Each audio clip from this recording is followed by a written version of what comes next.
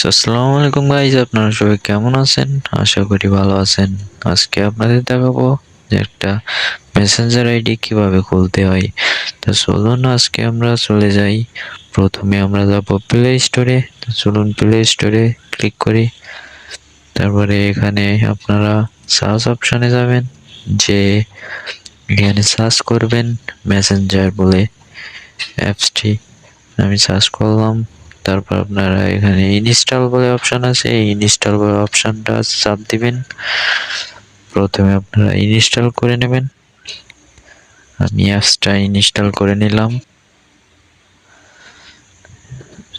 অ্যাপসটা ইনস্টল করা হচ্ছে। তারপর ইনস্টল করা হয়ে গেছে। আপনারা এবার কি করবেন, ওপেন অপশনে চাপ দিবেন। নিচে যে নিউ ওপেন অপশন লেখা আছে, এই ওপেন অপশনে চাপ দিবেন। চাপ দেওয়ার পরে একটু লোডিং হচ্ছে, আমার একটু নেটের প্রবলেম দিচ্ছে।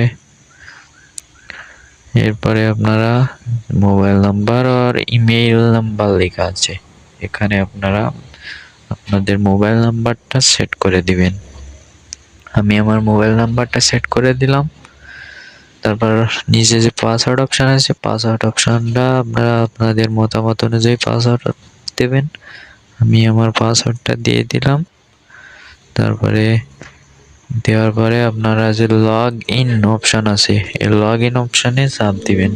আমি লগ ইন অপশনে চাপ দিলাম। দেওয়ার পরে একটু লেট হচ্ছে, আমার নেটের প্রবলেম। দেখুন আমাদের মেসেঞ্জার আইডি খোলা হয়ে গেছে।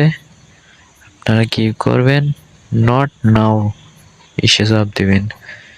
দেওয়ার পরে আপনারা যে দ্বিতীয় যে অপশন আছে, মোর অপশন, এখানে চাপ দিবেন। দেওয়ার পরে যে নিচে স্টোর অন ডিভাইস অনলি, এখানে চাপ দিবেন। দেওয়ার পরে কন্টিনিউতে চাপ দিবেন। আমি কন্টিনিউতে চাপ দিলাম। তারপরে এরকম একটা অপশন আসবে, তো আপনার কন্টিনিউ করে দেবেন। দেওয়ার পরে দেখুন আমাদের মেসেঞ্জার খোলা হয়ে গেছে।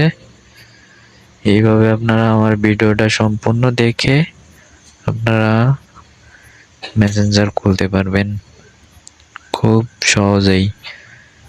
তা বেশি কথা না বাড়িয়ে ভিডিওটি শেষ করলাম। আশা করি ভিডিওটা ভালো লাগছে।